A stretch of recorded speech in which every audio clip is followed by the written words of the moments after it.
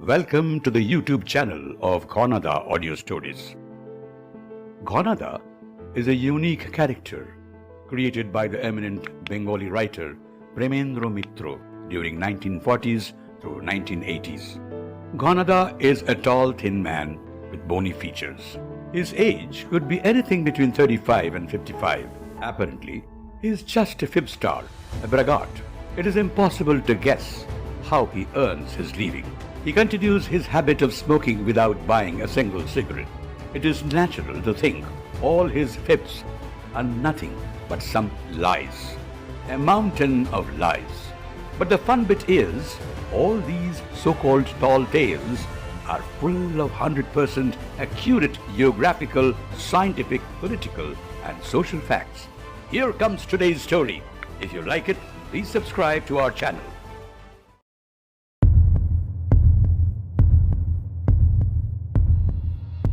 Premendra Mitra's Ghanada story, Dhil, the Stone, translated by Nandini Kuho.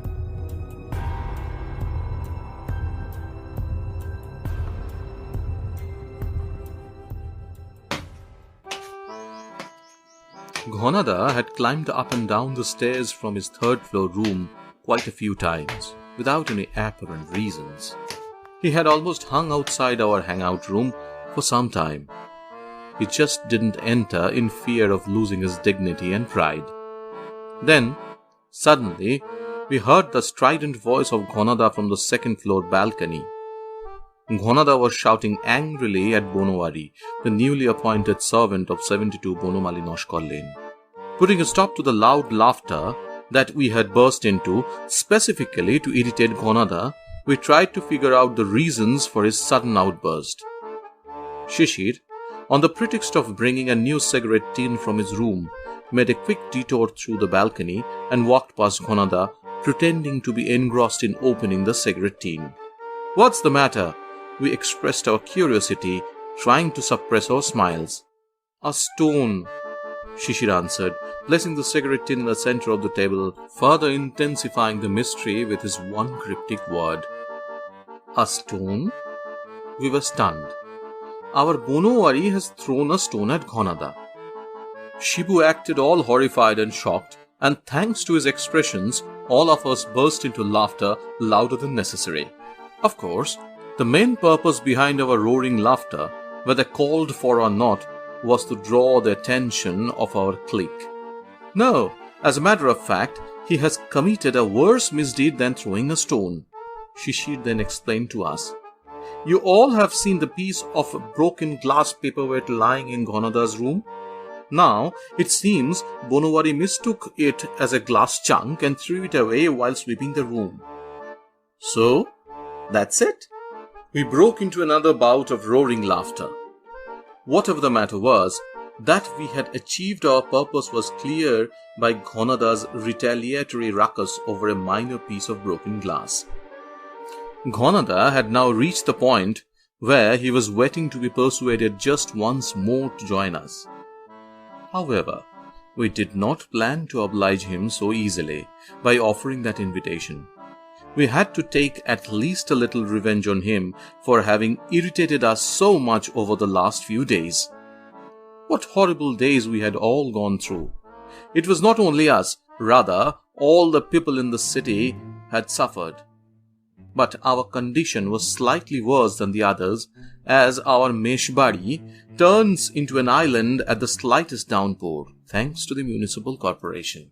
On the one hand, the sky seemed to have literally split open, as it tirelessly poured day after day, causing the entire city to be almost submerged, while, on the other hand, the whole country was on strike. There was no way one could go out of the hostel. Yet, there was nothing in the hostel with which one could occupy their time.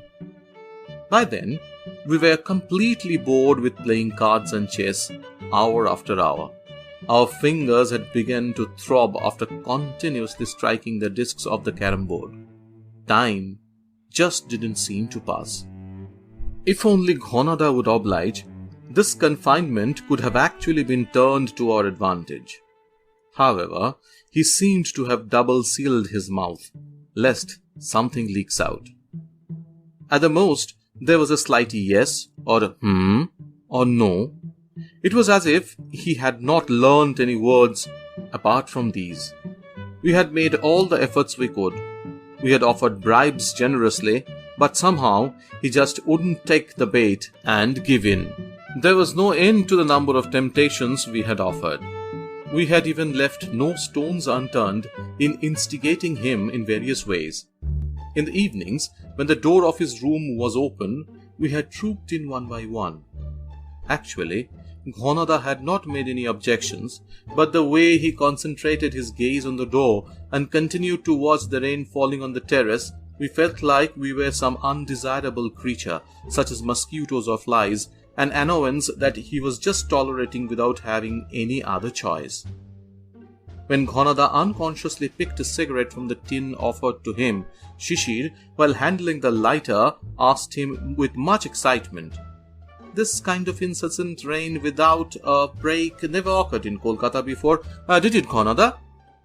After he had taken his first drag, was the word which appeared to have come out of Ghanada's nostrils, along with the smoke. "All this is happening just because of that atom bomb. Don't you understand?" Gaur said in an attempt to provoke Ghanada. "The entire climate of the world will change. You just watch. There will be snow in Bengal and Alaska will experience Loo." Ghanada had merely glanced at Gaur once, but he still didn't show any sign of excitement. Shibu now went one step ahead. "If that is so, what's new in it? Do you know that this earth actually did turn over once? Siberia was not in this state then. There was everything, trees and plants, green grass, after which, in a twinkling of an eye, Siberia became completely frozen." Shishir, agreeing with him, said, Yes, that's right. The mammoths that were found under the snow-covered wilderness in Siberia showed that the whole episode must have taken place before one could even blink an eyelid.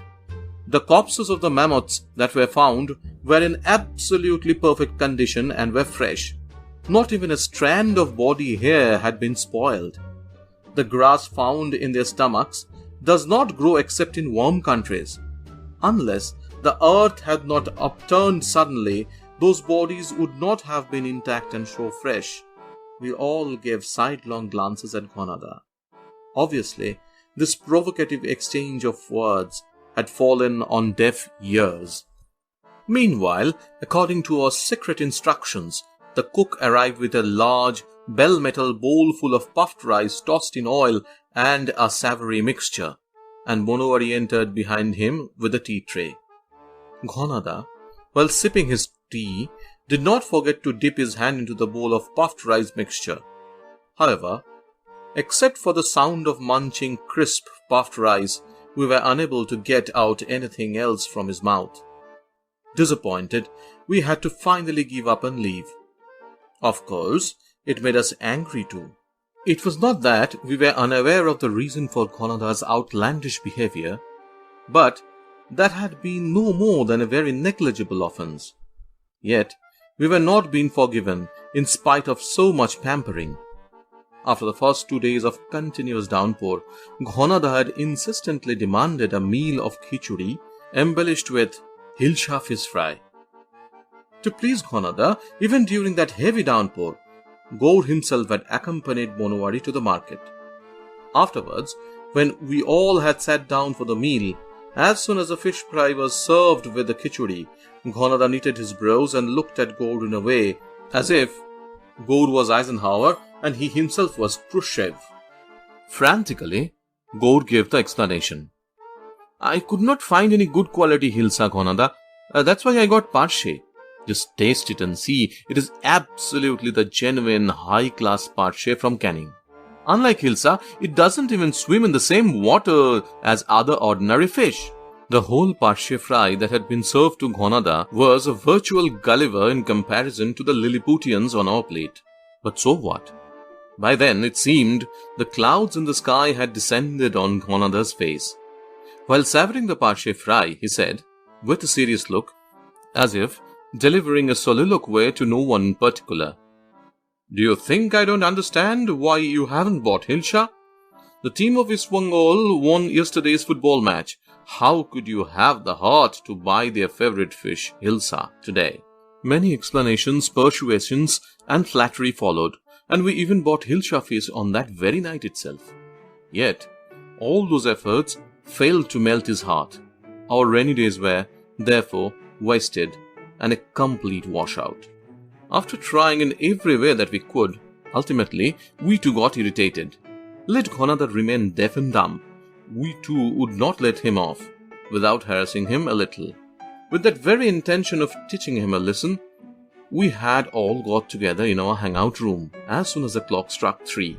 A maternal cousin of Shibu had recently returned from working for a few years in Africa.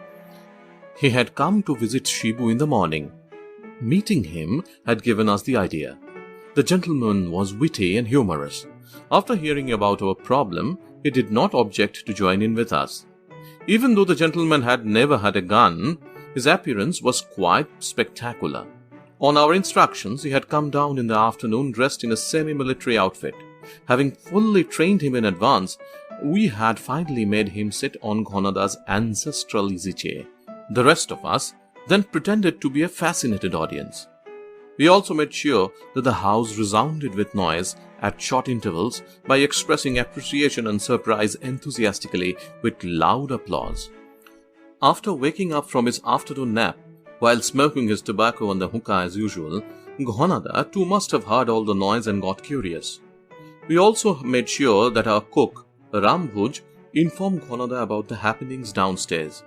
We had rehearsed with Rambhuj, and according to our instruction, Rambhuj had taken Ghanada's tea tray a little early, and without waiting for Ghanada to ask questions, had himself complained, "Tea even before 3 p.m. You tell me, Bado Babu, how inconvenient it is for us." Ghanada got the opportunity to speak about the noisy activity downstairs, and Rambhuj, as best as he could in his mixed-up Hindi and Bangla, explained with much astonishment. "Oh my, a great hunter has come down across the oceans. He has shot many lions, rhinos and elephants. The young men are now listening to all his stories." How can Ghanada sit quiet any longer? As soon as Rambhuj served his tea and came down, Ghanada followed him almost immediately. By then, Ghanada was really itching to enter the hangout room, but was unable to do so merely out of self-pride. It was his mounting impatience that erupted as shouting at Banamali, but even that didn't result in what we had expected. We pretended to be engrossed in the stories and completely ignored his screams. So far, whatever restraint he had exercised was torn asunder with Banamali's entry into the hangout room with a wicker basket full of gram flour-coated eggplant and potato fries along with papads. Before Banamali could leave the room after placing the basket on the table, as though he was unaware of the occupants of the room, Ghanada entered on the pretext of taking the newspaper. As soon as he entered, he stood still, seeing Shibu's semi-military clothed cousin lounging on his personally inherited easy chair. We were then still pretending to be absorbed in the stories. "And then, Mr. Aha?" Go asked in a choked voice, his bulging eyes full of fear and amazement. "From inside the boma comes running out 2 kifarus, 3 farus, and 4 kibokas, and there was only a panga in your hands. What did you do then?" He cut the grass. Now, there was no option but to jump in surprise and turn to notice Ghanada. On all our faces, then, were expressions of pretended irritation at this uncalled for interruption. However, even this did not seem enough to be really able to hide our astonishment anymore. Ghanada looked at us with great compassion and in a tone of insightful mockery said, "What else will he do but cut grass? After all, in the African Swahili language, the long, sharp grass-cutter knife is known as panga. Also, boma is nothing but a wooden boundary wall made of trees and plants around the tents of the village. People live inside them and animals cannot get out. And although kibako means hippopotamus in Swahili, the kifaru and faru are not different animals. Kifaru is called faru in short. It means rhino. Before we could mentally recover and say something, Ghanada pointed a finger at Raha and with a smiling face yet threatening manner said, "You are still at it, Kasim, huh? Making fun of stupid people. So now to them you are pretending to be Mr. Raha. Do you remember Trichandri, my boat in Bodrum?" Now, along with us, Raha's eyes too had popped out. Almost reduced to stammering, he tried to say, "See, I mean..." "Well, I understand," Ghanada said, without allowing Raha to complete his sentence. "You feel a little ashamed about those days. That is better. However, I know it is not really your fault. You were merely following the orders of your employer. I know even today you are here on his orders. You must be even carrying the price I had asked for. But sadly, you will need to go and tell your boss Savage that I am unable to give him what he wants. The item for which Savage is ready to sacrifice everything except his life is no longer with me." From Ghanada's nostrils emerged a sound like that of a steam engine. Must have thought it was a sigh. We were still, of course, completely flabbergasted. It was Raha who very hesitantly said, "But my name is not what you just said, not Kasim. I am Shibu's maternal cousin Anil Raha." "What?" Ghanada looked totally baffled. After staring at Raha for a while, it seemed he realized his mistake, and pretending to be extremely embarrassed, he said, Sorry, my bad. Amazing resemblance though. Thank God that I still have some time to keep my promise to Savage. Let's see whether I can still find it or not." Ghanada stepped towards the door. It is needless to say that this time we just had to get up and bring him back. By then, Raha had got up from Ghanada's easy chair, as gestured by Shibu, and we practically lifted Ghanada and made him sit on that chair. Then we sat down wherever we found a place and asked, "What is it you want to look for, Ghanada?" "It's something that your idiot Banamali has thrown away." It seemed suddenly Ghanada got angry with the basketful of fries. Ignoring the cigarette offered by Shishir, he started finishing them off with all his vigor. "Banamali has thrown it away? But that was nothing but a broken glass paperweight," slipped out of my mouth. "A broken glass paperweight?" After finishing almost half the basket, 10 minutes later, Ghanada looked at me frowning. "Do you know what it is? Do you know where it came from?" "Must have been lying on the road somewhere," remarked Shibu. "Someone must have thrown it away as trash," was Shishir's added comment. "Or maybe someone had thrown it at someone else," Gaur researched. "Yes, you could say it is something that has been thrown." On Ghanada's face, instead of anger, there was now compassion, mixed with contempt. "It is indeed a stone that has been thrown. Although, thanks to that stone, the history of India could have been altered and rewritten. Yet, where did that stone come from? Can you imagine?" We thought it was not a good idea to enrage Ghanada further. Thus, we had put helpless expressions on our faces and pretended to be completely stupid. Ghanada answered his own question. "This stone has come from not 1 crore or 2 crores, but at least 10 crore miles away." "Only?" Shibu seemed to be disappointed. Weird sounds came out from our throats that could be mistaken as attempts to suppress laughter. "Yes, in fact, it can even be from 10-20,000 lakh times that distance." Ghanada continued to speak nonchalantly, as though the zeros in his calculations were merely dots of ink. "But our farthest planet, Pluto, is not more than 360 crore miles away from the Sun."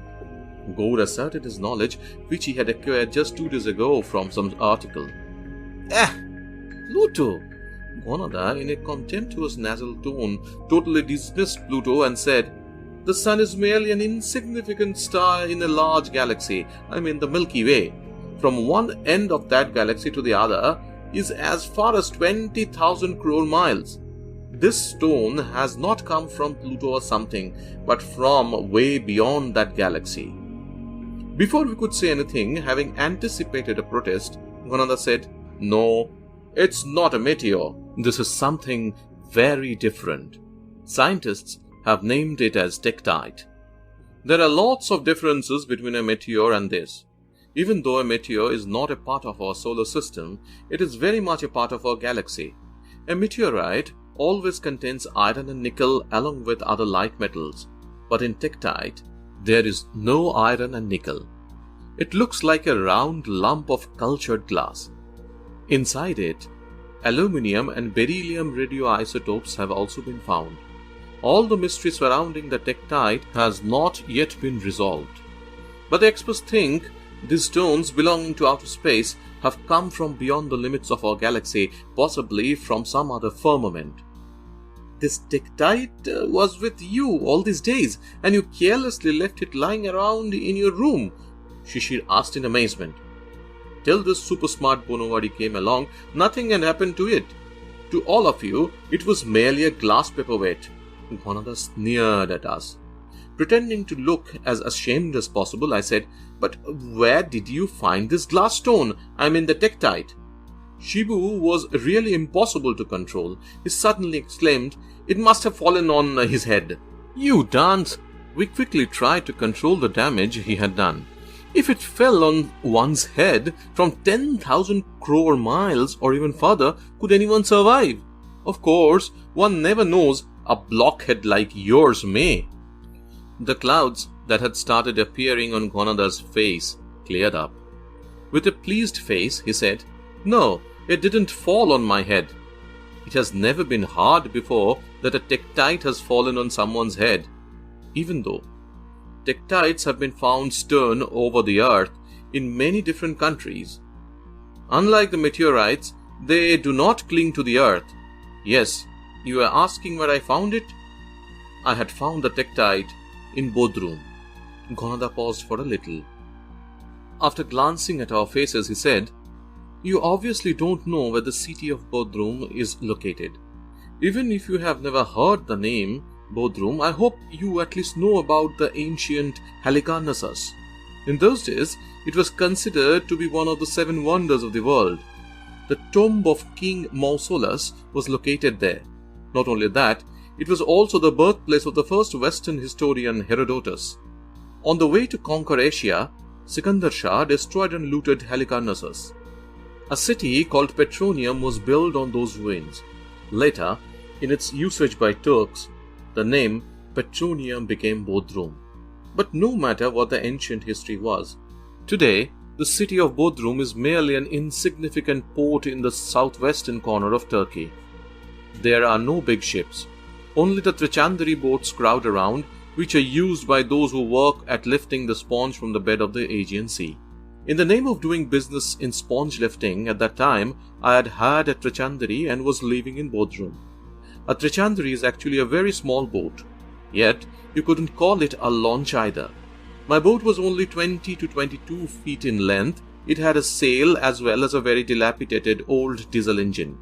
Even with this dual power, the boat could not go more than 6 to 7 miles in an hour. Of course, such boats are not required to move at a great speed. After choosing the spot, its actual job is to lower a diver who would lift the sponge off the seabed. For this, a really expert diver is required. The best diver in Bodrum was Anka Kopkin, aka Uncle Kopkin, who worked on my boat. I used to sail the boat, and for holding the diver's breathing tube and all other necessary odd job, there was a young black lad called Sammy. In our Trichandari, we would regularly travel back and forth from Strait of Chuka, which is situated between Bodrum and Karabakla Island, to Simi Island via the headland of Kumali, but we would never lift any sponge. After taking a salary for 2 months without doing any work, one day Uncle Kopkin himself expressed his objection. Over these last 2 months, I had developed a truly affectionate bond with him. Sitting on the deck of the Trichandari, the two of us were having our coffee together, when he suddenly gave me a slap on the back, upturned his coffee cup, and put it down. Then he said, "I won't eat off your money any more, Das. That is it." "Why? What happened, uncle?" I said with a smile. "My money is not earned for gambling or fraud, after all. And, in any case, you're eating off of your own earnings." "I'm eating out of my own earnings, am I?" Uncle Copkin expressed his irritation. Tell me, in these 2 months, how many times have I donned my diving apparel? It looks like you intend to make me eventually forget the profession that runs in my family. If you really don't need to sponge, then why are you paying me for sitting idle for so long? I laughed and told him, You think I'm paying you without a reason? I will definitely get the sponge lifted by you. However, any common sponge will not serve my purpose. I need the real Spongia officinalis mollissima. We only cleared our throats in response.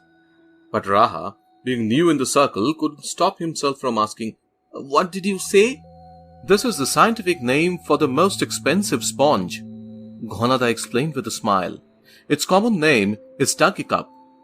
That high quality of soft, smooth sponge is not available anymore. If I could lift even a thin layer of it, I would earn around 100 rupees. Ghanada, who had paused for a moment as though expecting some reactions from us, continued speaking. However, in spite of saying all this, I couldn't convince Uncle Copkin to believe my words. After keeping silent for a while, he said in a serious tone, I have understood your motive. What is my motive? I pretended to look surprised. Fine, I'll help you to achieve whatever you want. After saying this, Uncle Copkin resorted to such a silence that I couldn't pursue him to say even one more word. It was almost 2 weeks later when he spoke again. On that evening, we had left Bodrum, went ahead to the north of Simi Island via the headland of Kumali and dropped our anchor in the Gulf of Marmaris. All these days, except for some general necessary exchanges, we didn't discuss anything about this unknown travel plan. This time, Uncle Copkin had made all the travel arrangements on his own, having told me to just watch quietly. In our Trichandre, this time, there was not only at least a month's provision, but in addition, instead of a diver's suit, there were 2 aqualungs. If one straps these airbags of the aqualungs on their back and wears flippers on their feet, they can explore the sea just like a fish.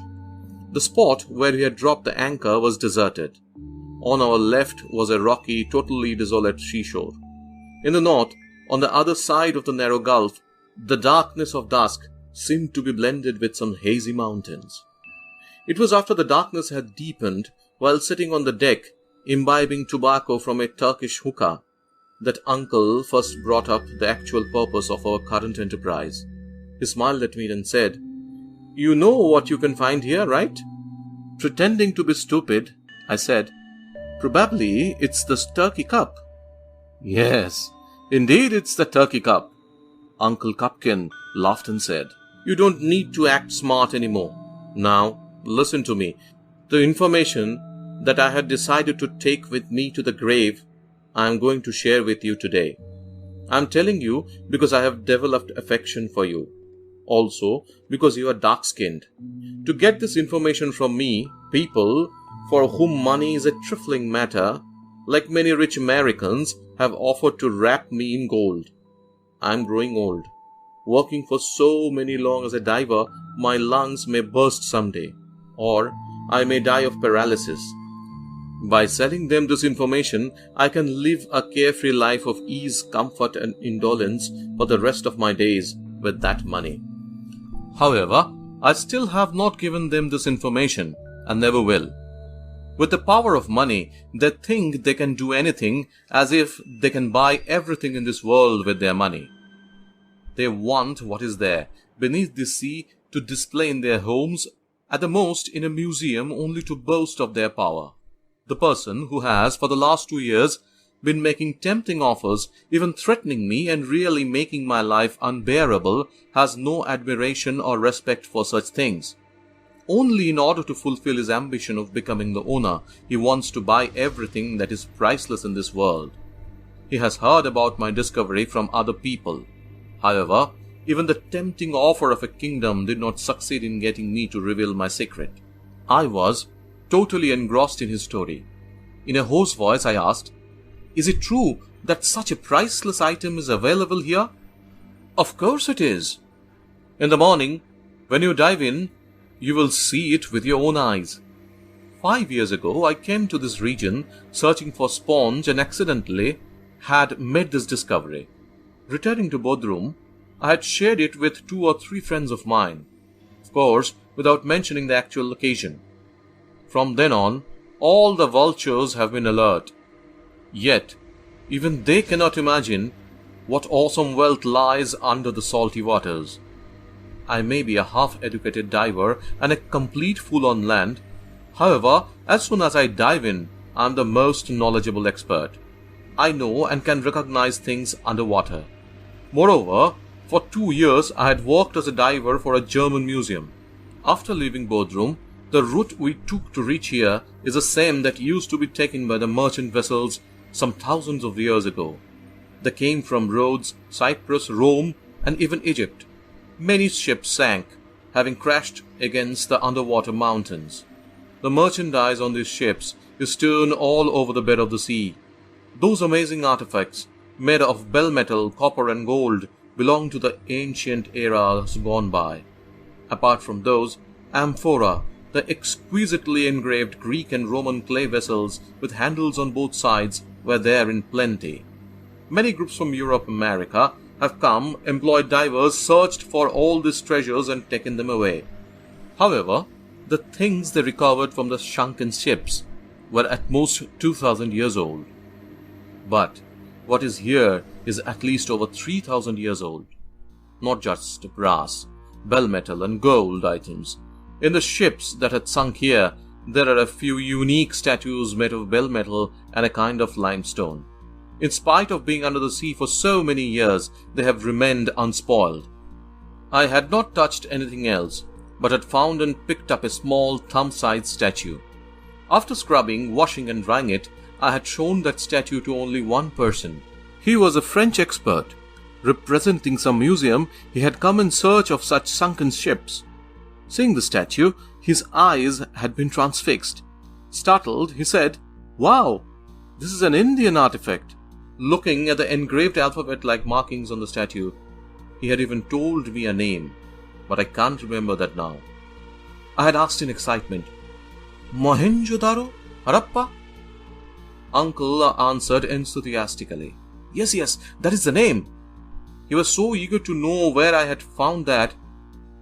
According to him, it was unimaginable to find such artifacts on merchant ships in this region.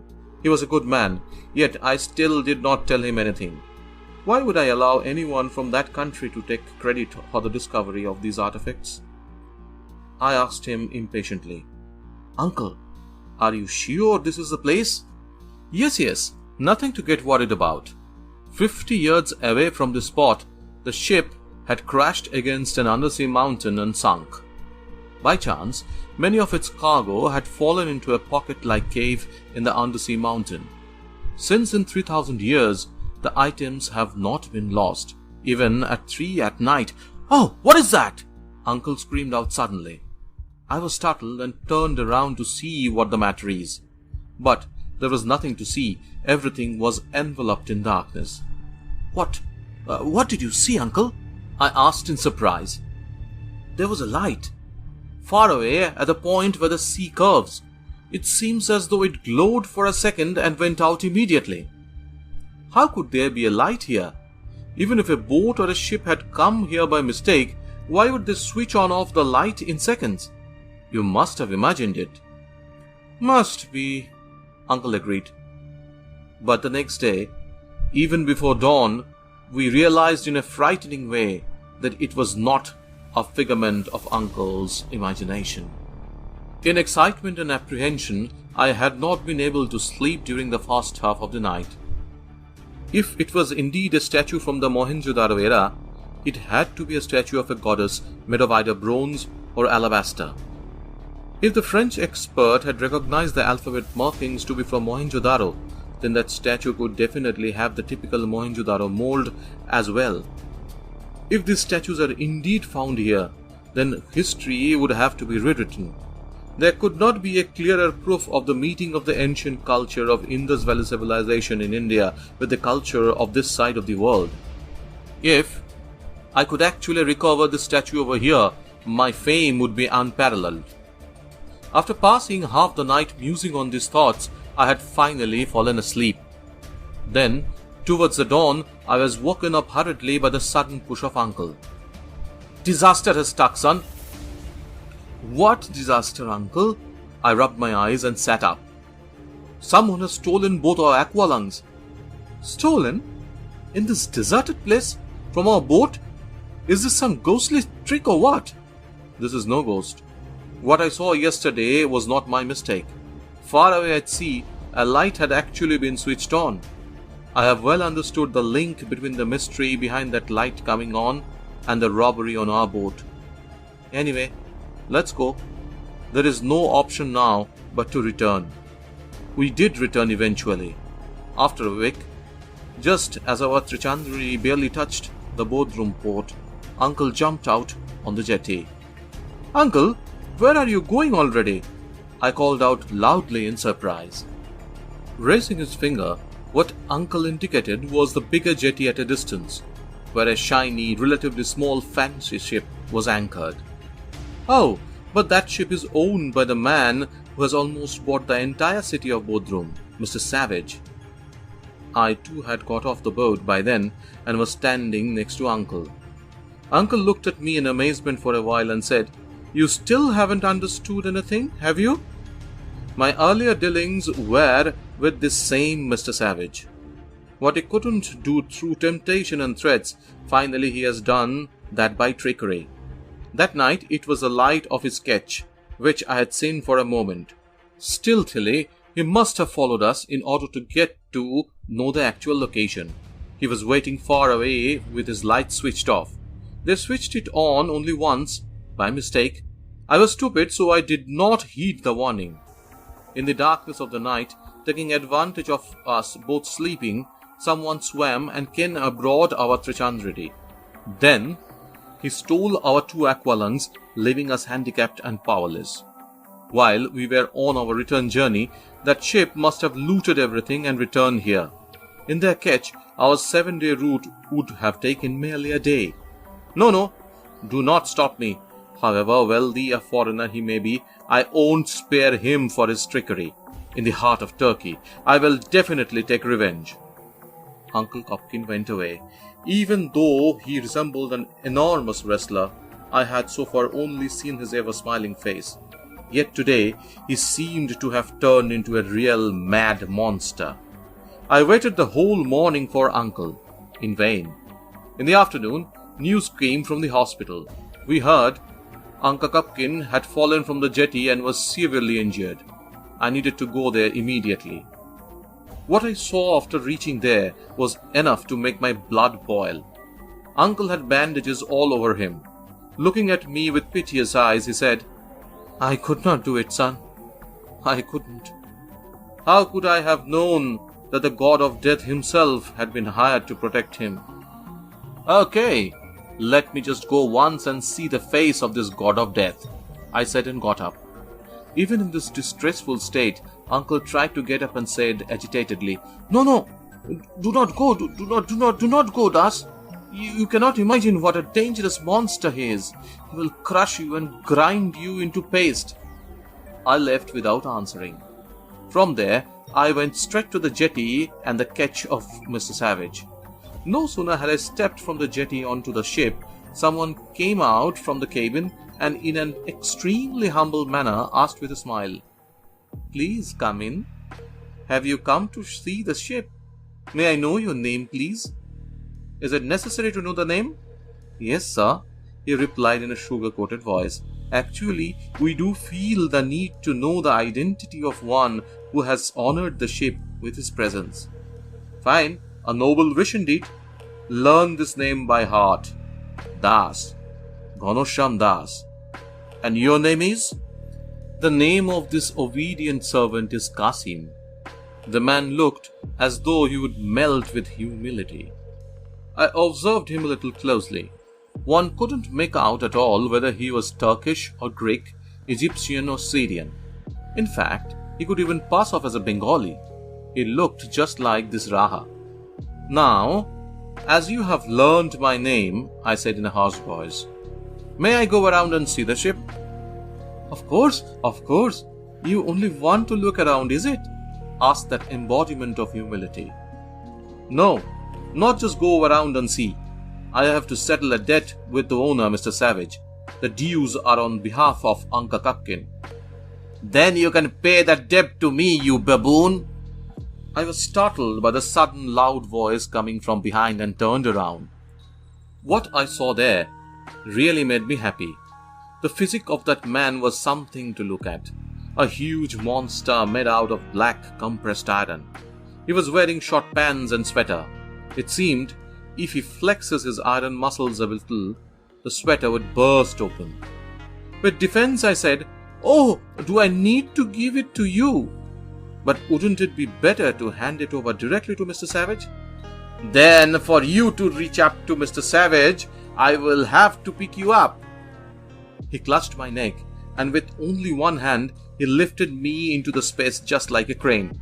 "Oh, what are you doing? What are you doing? I'm getting scared," I said in a nervous voice. Flashing his gold-plated teeth and laughing like a rogue, he dropped me and said, "Well, have you satisfied your desires? Do you still want to reach Mr. Savage, eh?" "Of course I do. If I can't reach him, then he, or on his behalf, you will need to reach me." Then, with only one stroke of mine, he fell flat on his face right on the deck, and his bloodshot eyes started to glow like the furnace of a steel factory. "How dare you, you filthy lice!" He jumped up and threw a solid punch at me. The railings of the ship were strong. They didn't break, but only bend a little. Slowly and steadily, I went and held him up, saying, "Did it hurt?" Oh, our Uncle Cupkin was hurt too, but maybe this won't hurt as much." This time, he had to be picked up from inside the cabin. The fragile door had broken.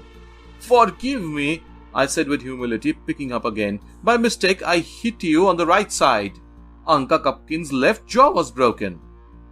Just when I had picked him up again from the deck, behind me I could hear the sound of full-throated laughter of a man who said, "Ha ha ha ha!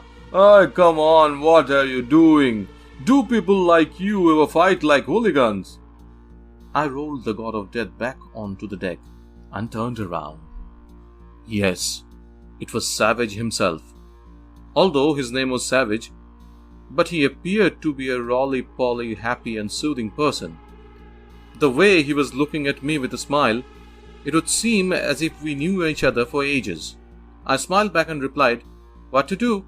I don't have the resources to hire goons, hence I have to take the trouble myself." "Ha ha ha ha! You seem to be really angry." Savage again broke into laughter. "Yes, I too suspect the same. However, I think if I just talk to you for a bit, all my anger will dissolve." "If that is so, then there is nothing to worry about. Come, we can talk for as long as you like." Savage led me towards his exclusive cabin. While heading towards it, I said, "Maybe you should think of sending your pet to a hospital. I think the bed next to Uncle Cupkin is still available." Savage laughed out and said, "Ha ha, you have said it. It is best for them to stay next to each other." By then, we had reached Savage's exclusive cabin. Please, take your seat. Let's talk." Savage asked me to sit on a sofa. "No, there is no need for me to sit. There is nothing much to discuss either. But I'll be obliged if you kindly tell me what you brought back from the sunken ship in the Gulf of Marmaris." "Ha ha ha! What are you talking about?" Savage laughed wholeheartedly again. "Does that place have a sunken ship there? And even if there is one, what can there be in it?" "Doesn't matter what was there in it. I only need a few bronze and alabaster statues. I have come here to trouble you just for them." "Fine. That is hardly a bother at all. But where will I find statues?" "Yes, I do have a habit of collecting a variety of items, but I came here just to spend my vacation. Apart from what you see here, there is nothing else on this ship."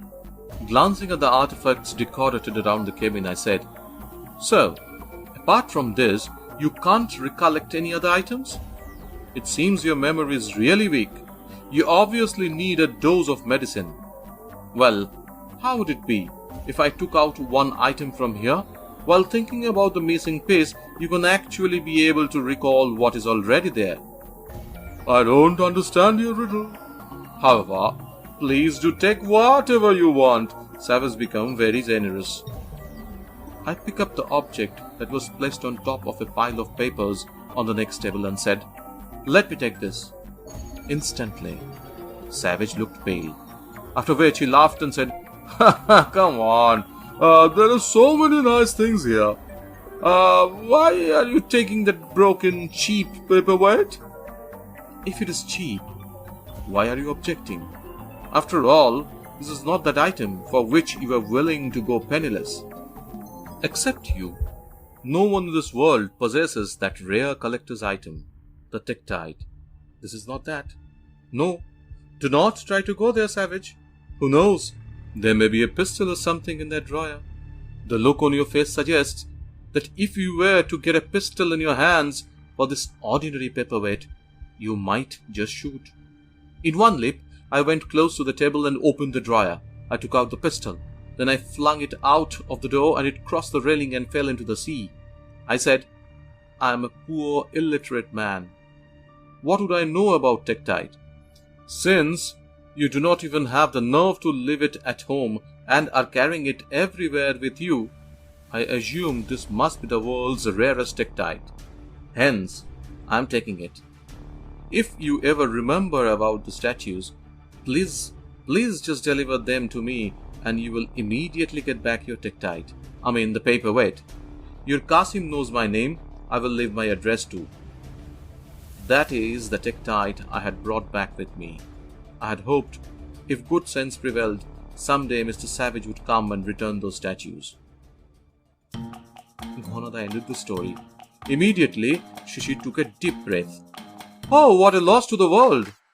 Now, even if Savage has the good sense, will he return the statues if he doesn't get the tektite? Unfortunately, this page torn out of Indian history will never be restored again. Banamali is the only one to blame." Immediately after Gaur expressed his regrets, the person in question made his dramatic appearance at the door.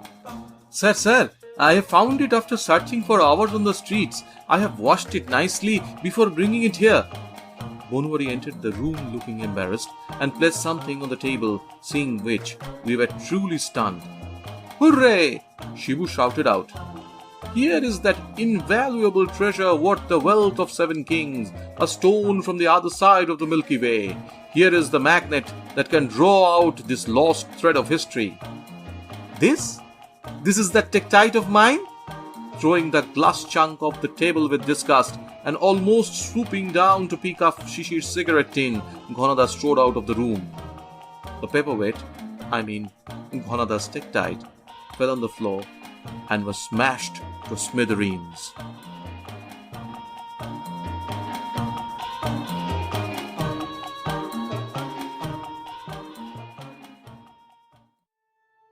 Let us know how you like this story in the comment section. We created a Ghanada travelogue on Google Map covering all the places Ghanada visited all over the world. You will also see the routes he took to go from one place to another. Visit our website www.ghanada.com to know everything about Ghanada Club and its activities. Do not forget to subscribe this channel to get notification whenever we post a new story.